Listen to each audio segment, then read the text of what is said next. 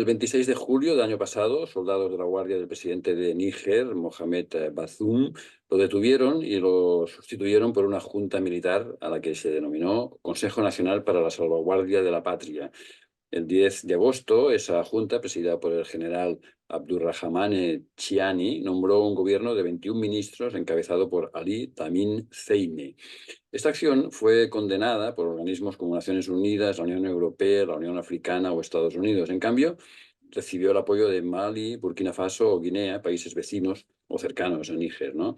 El periodista Alex Sanfruns, especialista en historia y derecho al desarrollo de América Latina y África, ha publicado el libro Níger, otro golpe de Estado o la Revolución Panafricana, ediciones El Viejo Topo, y hablamos de Níger con él. Gracias, Alex Sanfruns. Gracias por la invitación.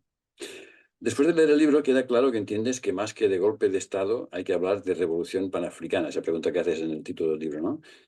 ¿Por qué haces esa reflexión?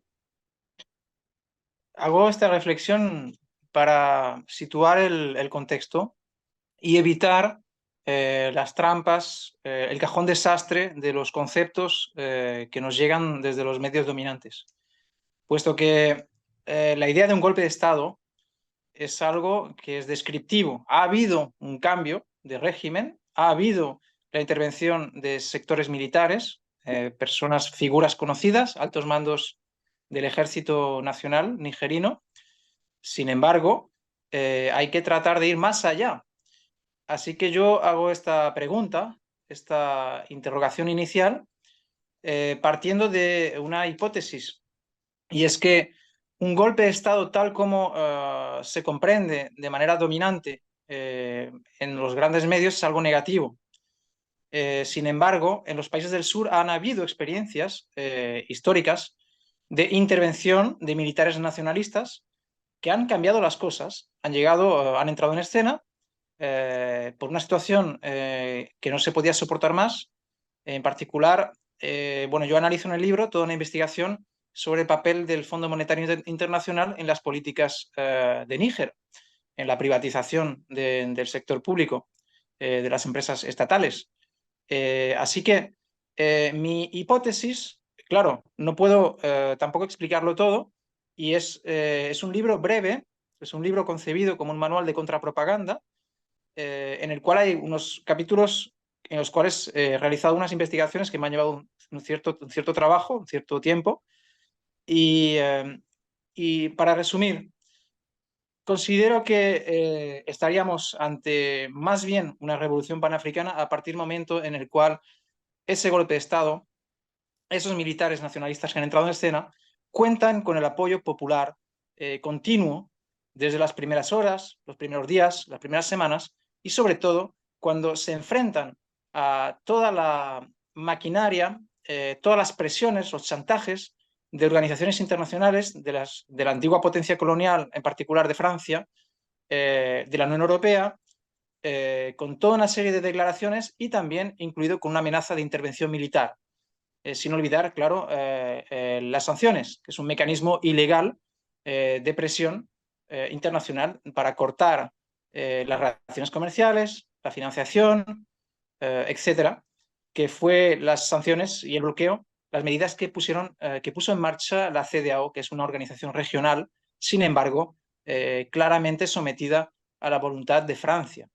Así que yo hago esta pregunta y a través del libro, pues, trato de que el lector pueda, pues, encontrar argumentos para decidir si simplemente es un golpe de Estado de nacionalistas militares que, como algunos medios explicaron, están ahí solo para su interés personal, o si estamos ante otra cosa, y en particular eso explicaría el apoyo popular bastante importante y la dirección, sobre todo la orientación que ese gobierno de transición, en particular en Níger, ha estado tomando en las primeras semanas, en los meses posteriores y en los próximos años. Creo que mi hipótesis es que el apoyo popular es el que va a determinar la orientación de ese cambio de poder. Níger es uno de los países más pobres del mundo. 10 de sus 27 millones de habitantes viven en la extrema pobreza. Esa realidad justificaría una revuelta contra el presidente que se produjo en julio. Esa realidad ha provocado la intervención de los militares nacionalistas. Hay dos razones evocadas por estos sectores militares.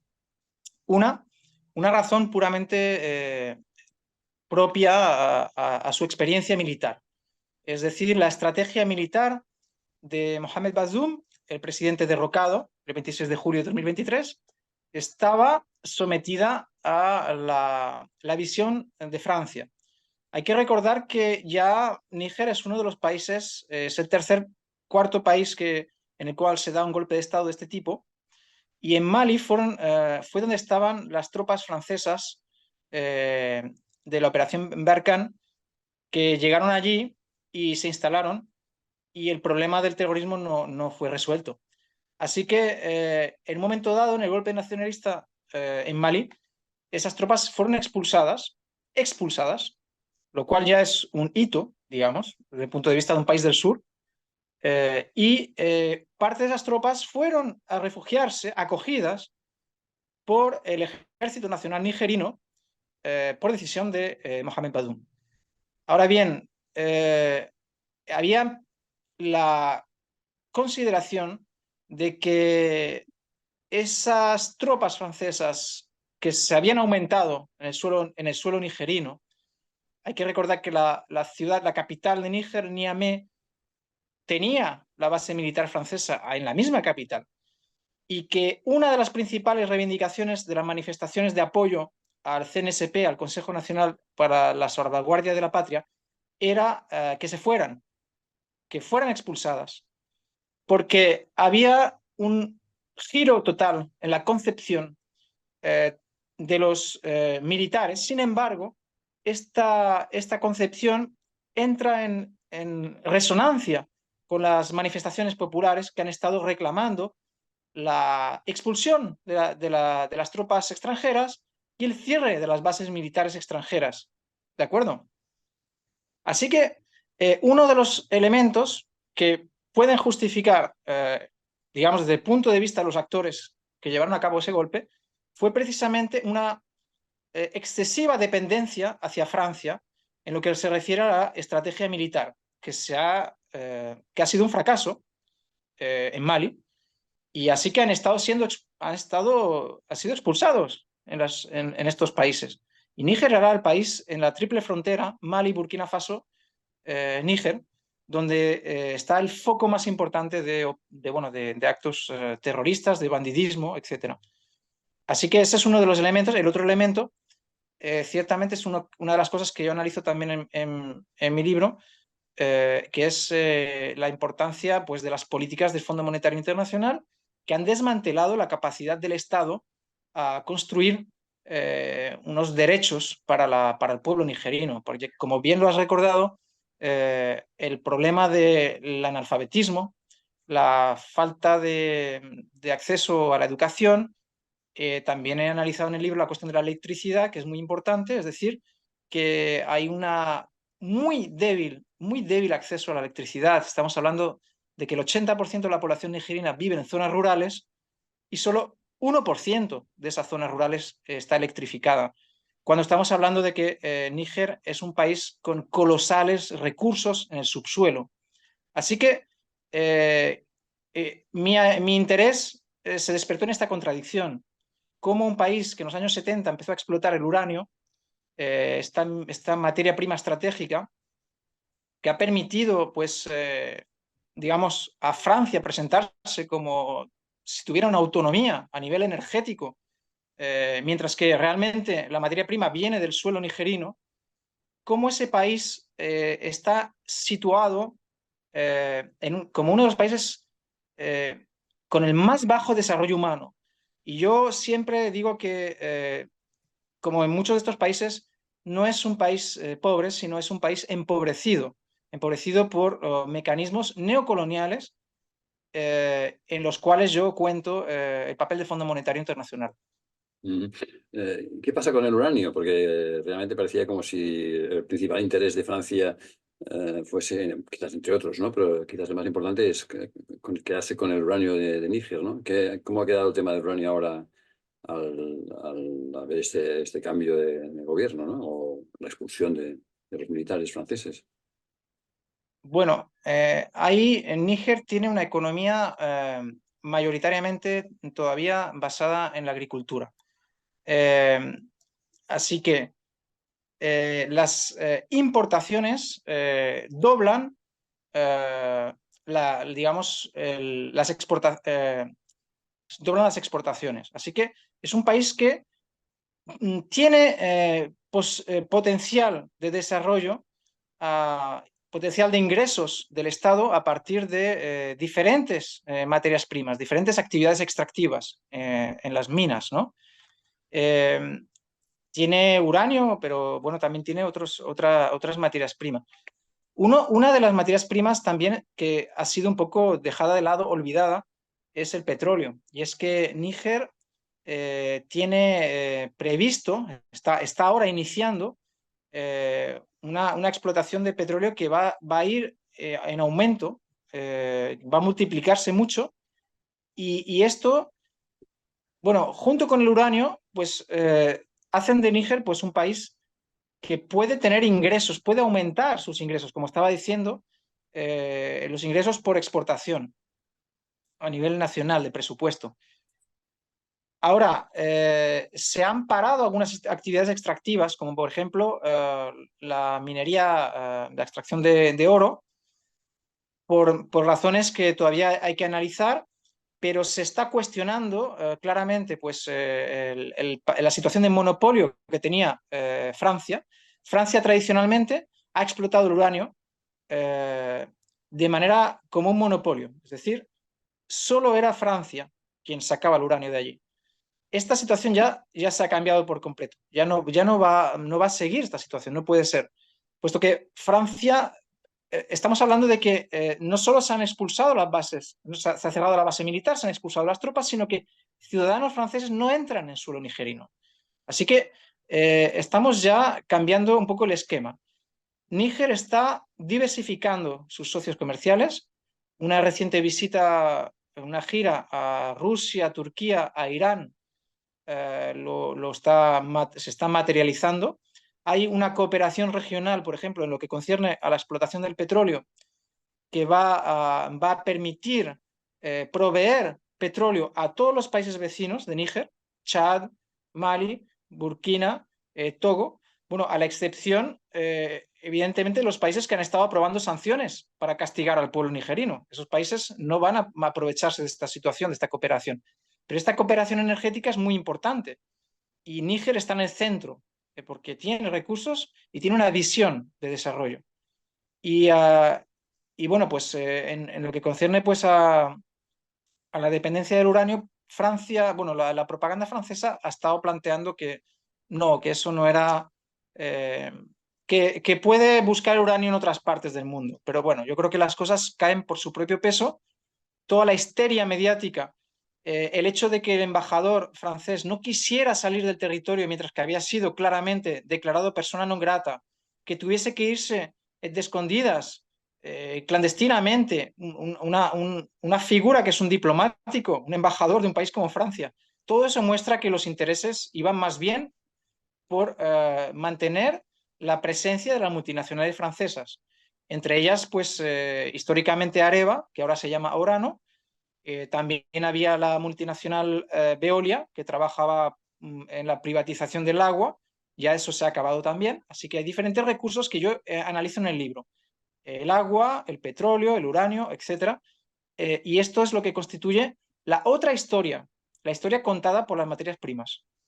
Dedicas en el libro un capítulo a los mitos y verdades que hay sobre la presencia rusa entre bastidores, ¿no? En las manifestaciones de apoyo a la junta militar y al nuevo gobierno se quemaron banderas francesas, se ondearon también banderas rusas. ¿Hay más mito o más verdad en esa presencia rusa en Níger? Es una cuestión interesante que yo en el libro trato de aportar elementos históricos, ya que, como decía, la propaganda francesa, uno de sus ejes principales es la rusofobia, ya sea en lo que se refiere a la situación en Ucrania, bueno, que es otro análisis que habría que contar pues, con otro especialista sobre ese tema, pero en lo que se refiere a la cuestión en África, hay que tener muy claro que el papel de Rusia actual, los países africanos han rechazado sancionar a Rusia. Los países africanos están desarrollando de manera muy acelerada la cooperación con Rusia. Hay dos cuestiones. Una es que Rusia, como lo reflejo en el libro, sí, es un exportador muy importante de armamento en el continente africano. Este es uno de los elementos, lo cual, si estamos hablando de que la tecnología militar rusa es avanzada y que los ejércitos africanos, en particular de África del Oeste, han sido históricamente dependientes de una tecnología insuficiente, de una estrategia militar que dependía de consejeros franceses que les dejaban con las manos atadas frente al fenómeno del terrorismo, es decir, que la población estaba siendo masacrada, los propios militares estaban siendo masacrados y la antigua potencia militar, potencia colonial, no le dejaba a los ejércitos actuar de manera eficaz. Uno de los argumentos que yo planteo es que me parece que es lógico que los países africanos, si son independientes, puesto que ya hace más de 60 años que son países independientes, no están colonizados, parece lógico pensar que tengan libertad en establecer relaciones y cooperación, incluida la cooperación de tipo militar. El otro aspecto es la cooperación de tipo civil. Y en esa cuestión también hay muchas cosas que decir. Rusia está ahora dándole la posibilidad a muchos países africanos, no solo a Burkina Faso, los países del Sahel, está ofreciéndole la posibilidad del desarrollo de la industria nuclear. Que nos guste o no, estamos hablando de que el capitalismo funciona en base a las patentes. Las reglas del comercio, en particular la Organización Mundial de Comercio, ha hecho una ofensiva muy fuerte desde la caída de la Unión Soviética para imponer también esa guerra a nivel comercial, y esto también lo podemos ver en otros ejemplos, incluso entre China y Estados Unidos. Hay toda una guerra comercial, el comercio es la guerra. Esto es algo que es el título de una obra, de un libro, que cito en el libro porque es un autor ugandés que ha trabajado en cuestiones de desarrollo y tiene un libro cuyo título es así también, El comercio es la guerra. Y yo me he basado también en la entrevista que le hice hace unos años, puesto que él tiene una larga experiencia en estas cuestiones del desarrollo y ha explicado que históricamente la Unión Soviética había permitido a países del sur, en los inicios de su independencia, acceder a cierta transferencia tecnológica. El capitalismo internacional dominante, al capitalismo no le interesa eso normalmente.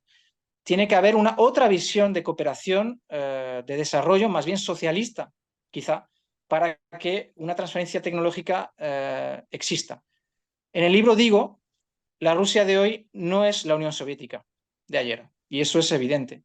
Así que es el lector, es el observador de los hechos quien tiene que decidir cómo analizar el papel de Rusia en base a hechos, en base también a la tradición, a la historia. Y sencillamente los nuevos dirigentes africanos de esta revolución panafricana que yo creo que a la que estamos asistiendo, están desarrollando todo tipo de relaciones con Rusia, pero no solo esos países, sino que también otros países, como decía, en particular con el tema de la industria nuclear. Así que si esos países logran darle el acceso a la electricidad, a la modernidad, a millones de africanos, y el país que les permite dar ese paso adelante, que puede cambiar el destino de tantos millones de africanos, y si ese país es Rusia, creo que no nos toca a los europeos realizar críticas a ese nivel. Pues ahora hablar de críticas, también criticas la ONGización occidental de muchos países africanos en el libro, ¿no? Adviertes de que a veces las ONGs son un caballo de Troya neocolonial. Es uno de los apuntes que hago en el libro, aunque el libro no está dedicado específicamente al análisis de las ONG. Sin embargo, es uno de los elementos sobre los que habría que ser muy vigilantes, ya que hay todo un entramado de injerencia, de actores que practican la injerencia, que son actores de la sociedad civil. Ahí se puede incluir, bueno, ONGs, medios, periodistas, etcétera. Es decir, posiblemente ciertos estratos de la sociedad que en otras épocas, en la época neoliberal, en la época en la cual las políticas del Fondo Monetario Internacional estaban siendo llevadas a cabo, pues adquirieron algún peso o alguna influencia en la sociedad como portavoces, como,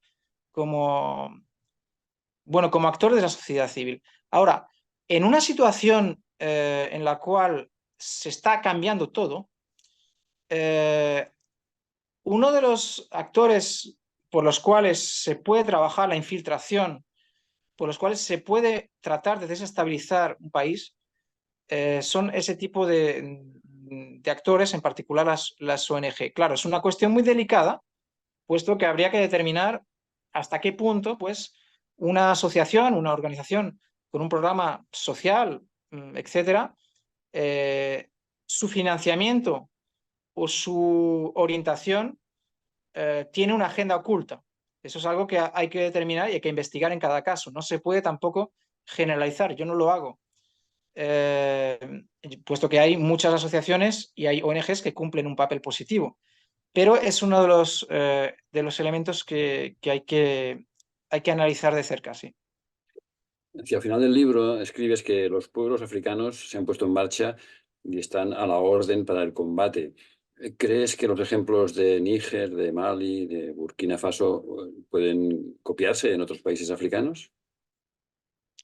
Es una pregunta interesante que también me han hecho en algunos medios, en particular en Burkina Faso, a los que he podido responder estos días, lo cual, una de las cosas, digamos, que habría que ver es que en esa realidad de África del Oeste, como estaba diciendo, en un país como Níger, uno de los países más empobrecidos del mundo, no solo por las políticas neocoloniales del FMI, sino también un país azotado por una guerra, porque son tres países que están en guerra, Mali, Burkina Faso y Níger. Están resolviendo un problema de recuperación de la soberanía territorial todavía, con zonas, vastas zonas, en particular en Burkina Faso y Mali, todavía controladas por el bandidismo, o sea, grupos armados que siembran el terror en la población y ejércitos, como pueden, están tratando de resolver ese problema que podríamos llamar terrorismo. Sin embargo, es un concepto también que hay que manejar con cuidado, ¿no? Eh, y esos países están cambiando las cosas ahora y la cuestión es, ¿podría dar eso lugar a un contagio, ¿no? Como acabas de decir, pues pienso que no deberíamos temer ese contagio, puesto que todas las cosas que están sucediendo estos últimos meses en esta unión entre estos tres países del Sáhel, que están planteando una federación de estados del Sáhel, que están planteando una cooperación ya con pasos efectivos, en una reunión entre los ministros de energía y de minas de estos tres países, están anunciando ahora una cooperación a nivel energético. Hay toda una serie de proyectos de desarrollo. ¿Por qué se debería temer que llegasen al poder dirigentes panafricanos, nacionalistas, que tratan de darle al Estado, devolverle al Estado su papel? que ha sido desmantelado durante ya unas décadas, a lo cual, como decía, se le ha añadido el problema del conflicto militar. Creo que el caso de Senegal, por ejemplo, muestra que la democracia es algo que no es algo que se deba considerar como algo abstracto. La democracia es algo que tiene que ser concreto, no puede limitarse al voto, y en el caso de Senegal se ha ilegalizado candidaturas de un partido que era molesto porque tenía posibilidad de llegar al poder, así que ¿cómo? ¿Eso qué democracia es? Claro, esas personas con traje y corbata que se pasean en las reuniones internacionales, en la CDAO, obedeciendo al antiguo amo colonial, ¿eso qué democracia es? La democracia es cuando el pueblo está apoyando a sus dirigentes, ¿verdad? Algo que ciertamente en raros casos los europeos habrán conocido en varias generaciones, cuando realmente hay un apoyo popular, no solo en un momento de poner un boletín, o sea, un voto.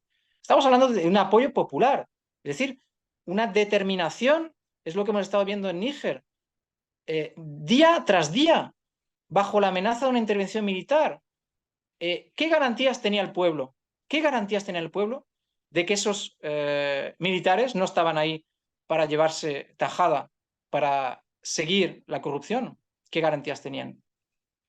Bueno, creo que si el pueblo estaba manifestándose y los dirigentes de Níger han estado siguiendo las reivindicaciones paso a paso, cumpliendo sin ceder un ápice. En particular, hemos visto acciones claras, la expulsión de las tropas francesas. Esto no es una broma. Si hubieran podido, se hubieran quedado. El embajador francés se quería quedar a pesar de todo. Se están cuestionando el papel de ciertos actores tradicionales que constituían el neocolonialismo, y ahora están entrando otros socios. De manera que Níger y esos países puedan desarrollar proyectos estratégicos y que se pueda el pueblo beneficiar de los recursos fenomenales que tienen esos países. Así que yo creo que no habría que temer un contagio a ese nivel, y como lo decía al inicio, el papel de los ejércitos del sur no tiene nada que ver con el de los países del norte.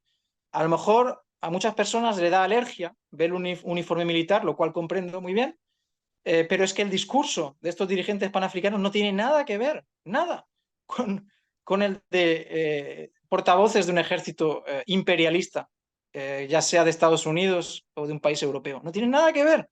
Estamos hablando de una sintonía muy clara entre las reivindicaciones del pueblo y quienes ahora están ejerciendo el poder en estos países del Sáhel. Así que bueno, los hechos son los que van a hablar. Yo he escrito este libro para dar una serie de elementos necesarios para poder argumentar, y creo que el lector y el observador de la realidad africana, que pueda también comprender el francés, puesto que también la lengua a veces es una barrera. Yo domino este idioma, así que toda mi investigación se basa en fuentes francófonas, pues entonces creo que son los hechos los que van a hablar. Y de hecho, el general Tiani, que es el dirigente que está ahora presidente pues, el gobierno de transición de Níger, ha dicho algo muy similar. Ha dicho, no es el momento de largos discursos, sino de los hechos.